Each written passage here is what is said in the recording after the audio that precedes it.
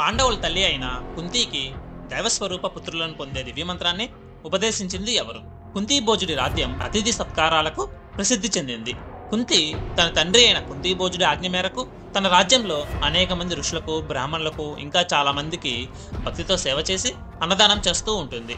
ఒకరోజు దుర్వాస మహర్షి ఆమె గృహానికి అతిథిగా వచ్చాడు. దుర్వాస మహర్షి గొప్ప తపశక్తి కలిగిన మహాముని. కుంతి అతనిని గౌరవంతో ఆహ్వానించి ఆహారం, ఆరామం ఏర్పాటు చేసింది.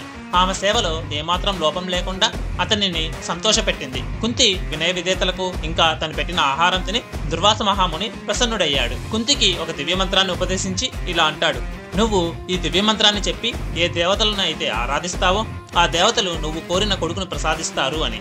ఇది ఆపద్ధర్మంగా ఉపయోగించుకోవాలి అని ఈ దివ్యమంత్రాన్ని ఉపదేశించి వెళ్తాడు. యువతిగా ఉన్న కుంతి ఈ మంత్రం యొక్క శక్తిని పరీక్షించాలనుకుంటుంది. ఒక ఉదయం సూర్యోదయ సమయంలో సూర్యదేవుణ్ణి ఆహ్వానించింది. సూర్యుడు ప్రత్యక్షమై అతని అనుగ్రహంతో ఆమెకు కర్ణుడు జన్మించాడు. కానీ వివాహానికి ముందే పుత్రుడు జన్మిస్తే కలిగిన సామాజిక భయంతో కుంతి కర్ణుడిని ఒక పెట్టెలో పెట్టి గంగానదిలో విడిచింది. ఆ తర్వాత అతనిని సూత జాతికి చెందిన అతిరథుడు, రాధ అనే దంపతులు తీసుకుని పెంచారు. ఆ తర్వాత కుంతికి పాండురాజుకి వివాహం అయ్యింది. పాండుకు ఋషి శాపం కారణంగా సంతానం కలిగించలేని పరిస్థితి ఏర్పడింది. అప్పుడు కుంతి ఈ మంత్రాన్ని ఉపయోగించి యమధర్మరాజు నుంచి యుధిష్ఠరుడు, వాయుదేవుడి నుండి భీముడు, ఇంద్రదేవుడి నుండి అర్జునుడు, ఆ తర్వాత పాండురాజు రెండవ భార్య మాద్రికి కూడా కుంతి ఈ మంత్రాన్ని ఉపదేశిస్తుంది.